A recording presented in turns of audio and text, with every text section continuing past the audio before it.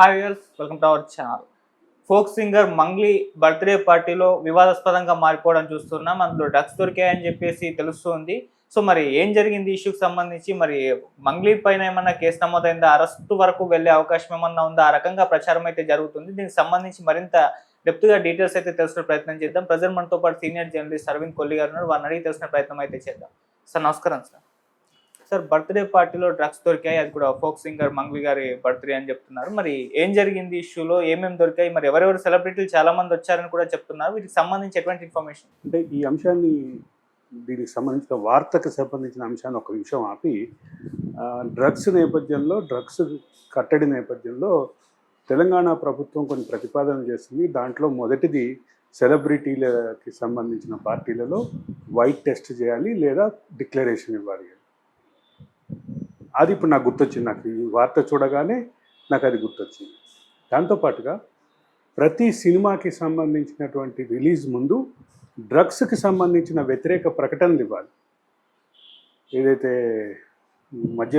మన సిగరెట్లకు వ్యతిరేకమైనటువంటి ప్రకటనలు నేషనల్ సెన్సార్ బోర్డు మ్యాండేటరీ ఎట్లా చేసిందో, అట్లాగే ఈ సినిమా రిలీజ్ కంటే ముందు ఈ సినిమాలో యాక్ట్ చేసినటువంటి ముఖ్య నటులు తారాగణంతో టీవీ ఛానల్లో కానీ మీడియాలో కానీ విస్తృతంగా ప్రకటనలు ఇప్పించాలి. అంటే డ్రగ్స్ వ్యతిరేక ప్రచారంలో వాళ్ళని భాగస్వామ్యం చేయాలి.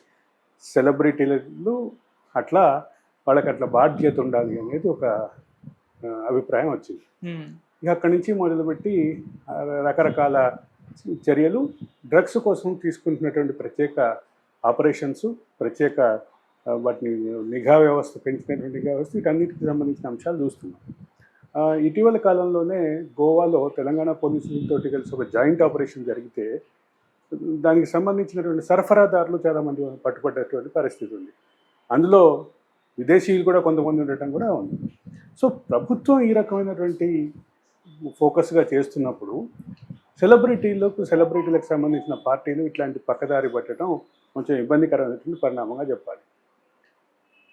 ఎన్డీపీఎస్ యాక్ట్ చాలా క్లియర్గా చెప్తుంది, డ్రగ్స్ క్యారీ చేయటం, డ్రగ్స్ వినియోగించటం, డ్రగ్స్ అమ్మటం ఇవన్నీ కూడా నేరాలు.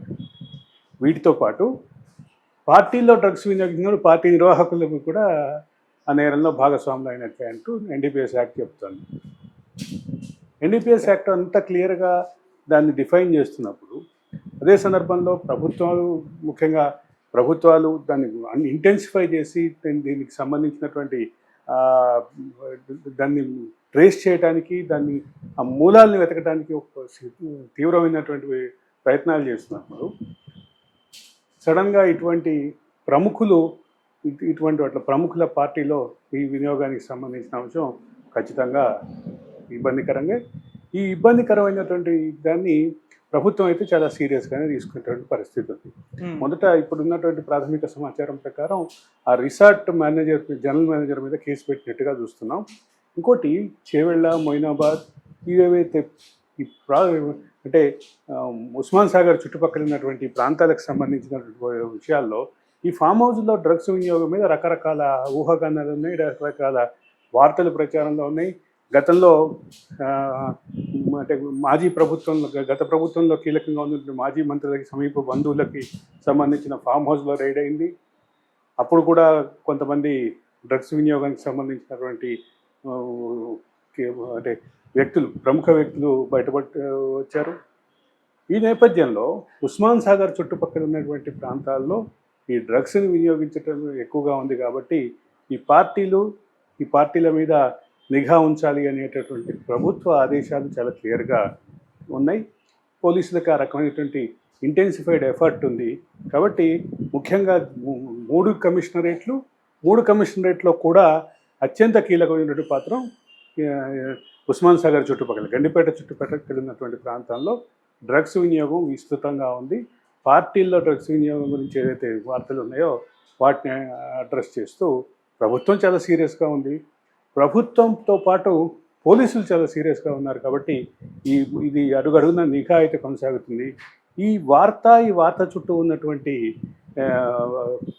ఏదైతే చర్చ ఉందో ఇది మాత్రం కొంచెం దిగ్భ్రాంతిని కలిగించేటువంటి అంశమే. అంటే మంగ్లీతో పాటు మరికొంతమంది పేర్లు వినిపిస్తున్నాయి. సినీ నటి దివి పేరు వినిపిస్తోంది, కాసర్ల శ్యామ్ పేరు వినిపిస్తోంది. వీళ్ళందరి పేర్లు వినిపిస్తున్నటువంటి నేపథ్యంలో అంటే ఈ పేర్లు వినిపించటం దానికి వాళ్ళు ఉన్నారని నిర్ధారణకు రావటం మధ్య చాలా అంతరం ఉంది. కానీ ఇది ఒక మంచి పరిణామం అయితే కాదు.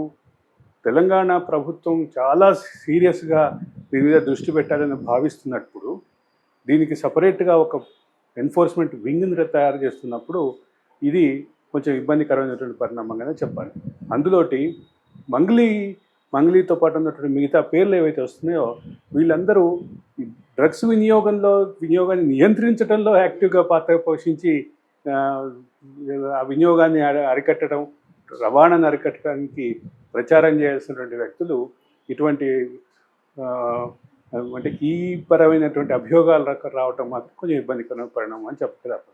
ఓకే సార్, మీరు అన్నట్టు తెలంగాణ గవర్నమెంట్ దీన్ని సీరియస్గా తీసుకుని మొత్తం కూడా మొదటి నుంచి కూడా దీనిపైన కంప్లీట్గా డ్రగ్ రహిత తెలంగాణ నిర్మిద్దామని చెప్పేసి రేవంత్ రెడ్డి గారు చాలాసార్లు చెప్పడం చూసాం. మరి కొన్ని రేవ్ పార్టీలు కావడం, వాటిలో కూడా దొరకడం, ఇప్పుడు ఇటువంటి బర్త్డే పార్టీలో కూడా డ్రగ్స్ దొరకడం, ఇవన్నీ కూడా చూస్తాం. నాకు బాగా గుర్తు, రేవంత్ రెడ్డి స్వయంగా ఒక ప్రకటన ఇచ్చారు. నేను వైట్ టెస్ట్ చేయించుకుంటాను, వైట్ టెస్ట్ చేయించుకుని రిపోర్ట్ బయట పెడతాను, మిగతా వాళ్ళు కూడా దీంట్లో భాగస్వాములు అయితే బాగుంటుంది అంటూ ఆయన పిలిపించారు. నాకు గుర్తున్నంత వరకు అప్పుడు ఒక 3 నాయకులకి ట్యాగ్ చేస్తూ ఆయన చేశారు. కొండా విశ్వేశ్వరరెడ్డి, కేటీఆర్, ఇంకొక పేరు ఏదో నాకు గుర్తులేదు. ఈ 3 ట్యాగ్ చేస్తూ ఆయన, అంటే నేను 3 ట్యాగ్ చేస్తున్నా, మీరు 3 ట్యాగ్ చేయండి, ఈ రకంగా డ్రగ్స్ రహిత తెలంగాణ వచ్చేలాగా, అదే సందర్భంలో ట్రాన్స్పరెన్సీ, డ్రగ్స్ వినియోగంలో ట్రాన్స్పరెన్సీ ఉండేటట్లుగా చేద్దాము మనం అని చెప్పి పిలిపించారు. అది దాన్ని ఆచరణ రూపం దాల్చలేదు.